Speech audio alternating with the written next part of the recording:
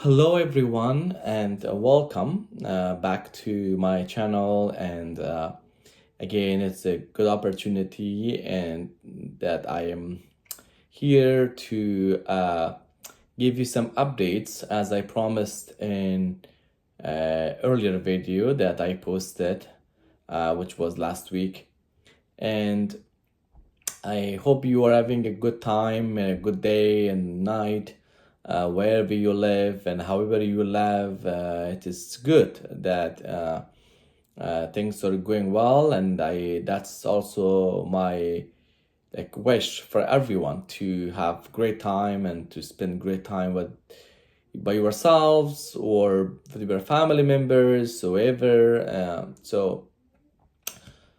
Uh, so if you remember, guys, I promised something last week, and I was mentioning that that I would come back next week, and I would come back obviously with an update, and also that's also part of the reason that why I was away for such a long time. And I actually named the video called Updates After a Long Delay. So this video is in the continuation of that video that I posted last week. So, and I'm going to come back to the reason or reasons that why I was away and that I was so busy and all that. So, guys, I work with immigrants and refugees and newcomers in Toronto. Beside my organization, which is Canadian Hope Giving Organization, and I spoke about that with you guys last week. I also work with people with disabilities that they making sure that they are successful and employment wise, which is my primary focus is on the employment aspect for people with disabilities, because I believe that people with disabilities, or one of the ways at least of the social inclusion, is having a employment or securing meaningful employment. That's what I want to mean. That I want to say. Securing meaningful employment for people with disabilities or persons with disabilities guarantees their social inclusion, social participation, and as well as giving them the opportunity to play a crucial role in the economy, not only to make them independent but also to contribute to the society and the economy. So, and same thing goes with immigrants and refugees and obviously newcomers that who arrive to Canada and who immigrate to this country either as a refugee or as an immigrant, or simply when they arrive as international student, or when they get secured a work permit in whatever classification that they arrive to this beautiful land, which is Canada. So I remember the days that I personally went and helped a refugee, for instance, in a coffee shop, writing their resume, writing their cover letter, and talking about employment prospect in Canada and specifically in Toronto. And I also remember that the time where I helped a newcomer to take them to the hospital because they were not really familiar with the hospital, and not only like from a physical location point of view, but also in terms of like how to communicate. So I personally remember that I took them to the hospital as they were very sick and ill. They were dealing with a lot of issues, but also I provided translation services at no cost. And I spent the entire day in at the hospital, providing translation services. So I also remember that I was helping individuals that who were job interviews, and I was doing a mock interview and giving them the skills and some tools to be successful in the job interview. So like that, I have helped so many immigrants and refugees to make sure that they successfully adjust to the Canadian society and be able to contribute to the economy. Because bottom line, my goal is to equip these immigrants and refugees to be able to play a crucial role in the economy. I don't want them to be on government funding or social assistance or social welfare, which is ODSP. That's something that I don't want them to be on ODSP or Ontario Works, whatever programs that we have for immigrants and refugees. I want them to be successful so that they can also contribute to the economy and be taxpayers, right, like other Canadians. So they have to like pay taxes so that they do not consume government money or the assistance that is available. There are so many people with disabilities, for instance, that are more needy in terms of like help, in terms of like financial help, I want to say, or financial assistance that they may require. So I really want to help government, and I really would like to help us as Canadians to include the immigrants and refugees to the Canadian economy. And I want them to be able to pay tax to our government and to government so that way they can be part of the economy. So for that specific reason, and also the other reasons, just to because I speak Farsi and I can speak some local languages in Southeast Asia, I would like to help them because I have gone through all of the things that they go through now. So just to share my own experience with them and to make sure that they have a better understanding from Canadian society, whether it's a culture, what's their law, the law, whether it is a social interaction, for instance, how to establish basically themselves or settle in themselves to the Canadian society as successfully as possible. So I do a lot at the personal level and the public level to give my time, to give my energy and all that. So like it was about maybe a few months ago, maybe 3 months ago probably, that I got a call, actually, yeah, a call, and I spoke with someone, and she was actually the president of the Berry Persian Association. And she said that, can you give me your email address? I said, yeah. How? I mean, why? If you need help, or she said, no, I'm gonna send you some information. I said, okay, and I sent her my email address on their WhatsApp, and she got back to me. She emailed me, forwarded an email actually, and that email was from the local immigration partnership here in Simcoe County that that I have been nominated for an award. And she said that, because you are doing a lot in the community, because you have been helping immigrants and refugees, newcomers, as well as people with disabilities, the Simcoe County Immigration Local Partnership has found you an eligible candidate, has recognized your activism, has recognized the efforts that you put to help these individuals on the personal level and also public level.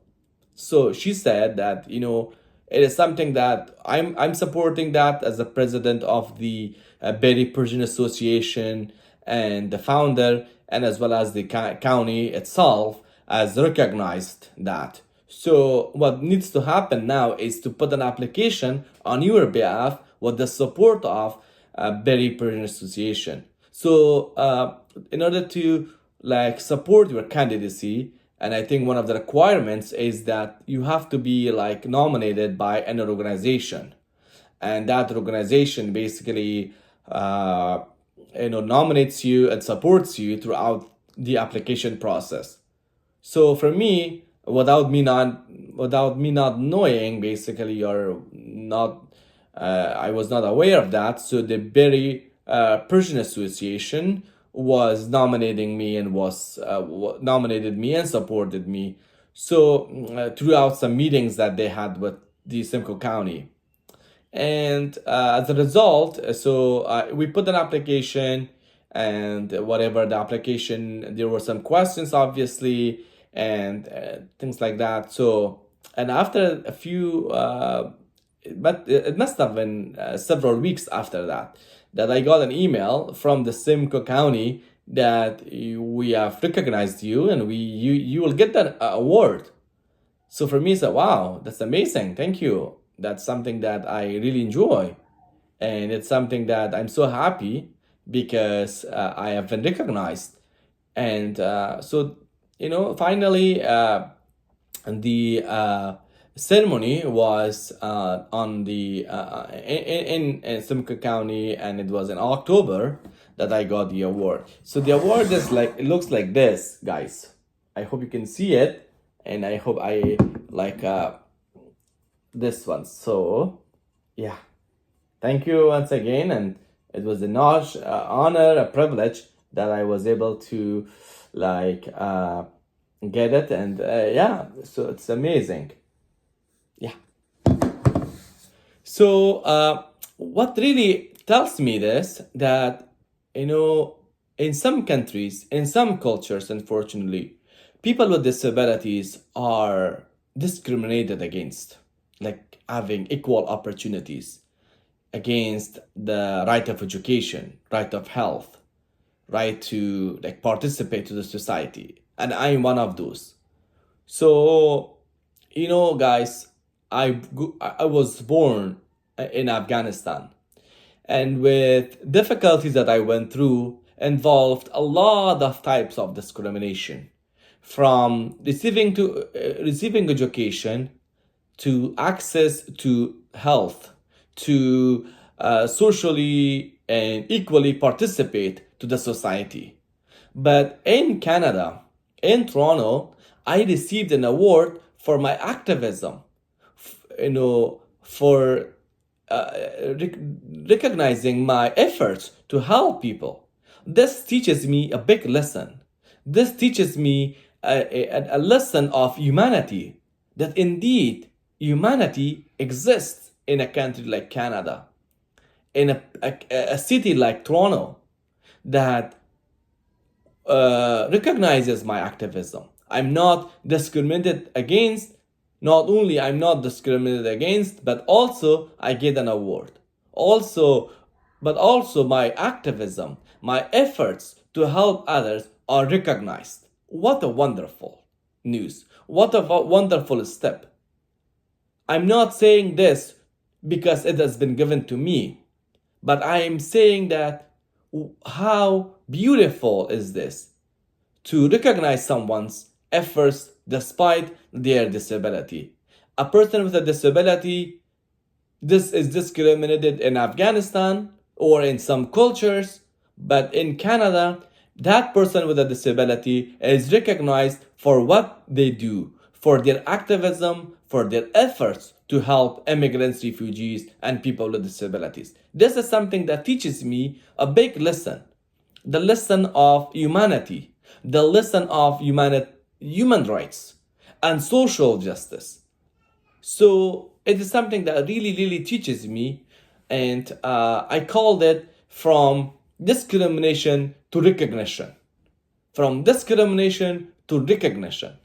So this is something that I wanted to let you know, that not only I got an award, but also my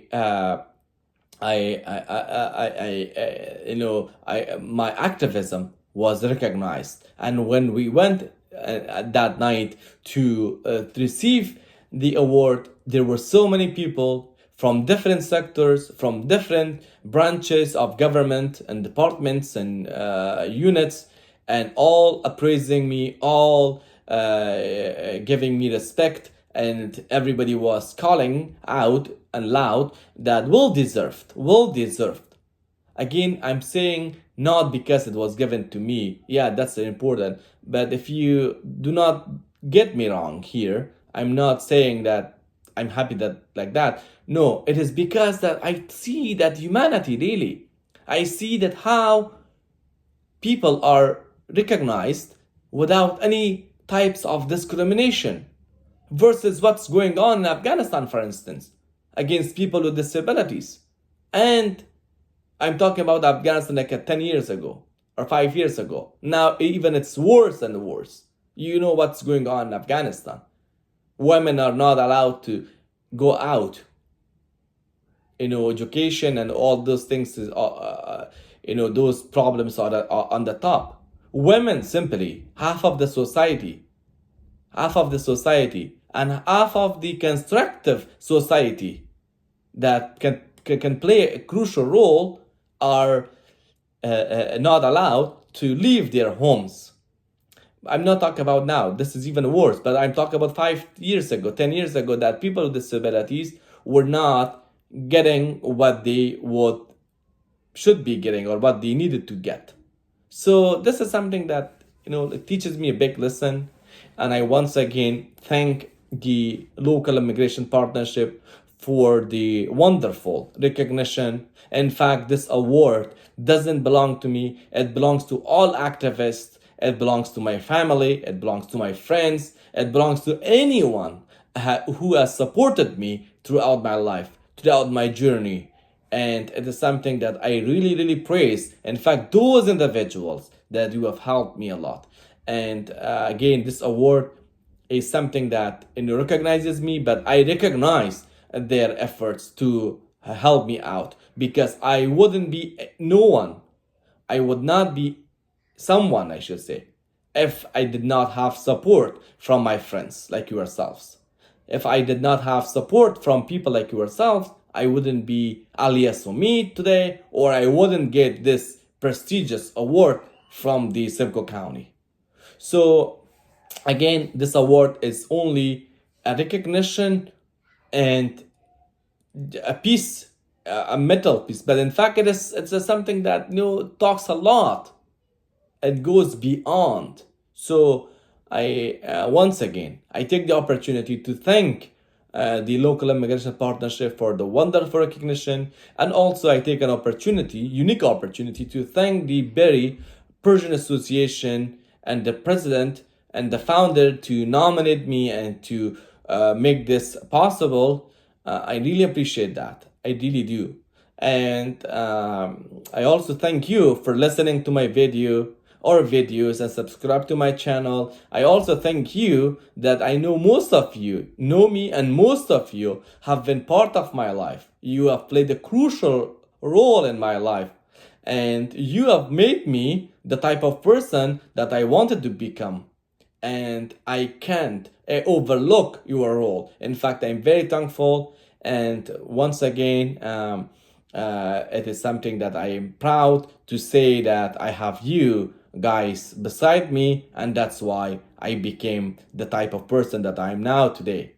So the reason that I was away, guys, that earlier in the video I said, in the past previous video that I posted, and this video earlier I said that the reason that I was away was to get this award and get prepared, and obviously submitting the application. And I have one more update for you guys. I have one more thing that I will share with you probably next week or the following week. So stay tuned, and I will have something for you. And this one is even a more exciting one. So I will share that with you, and you will have it.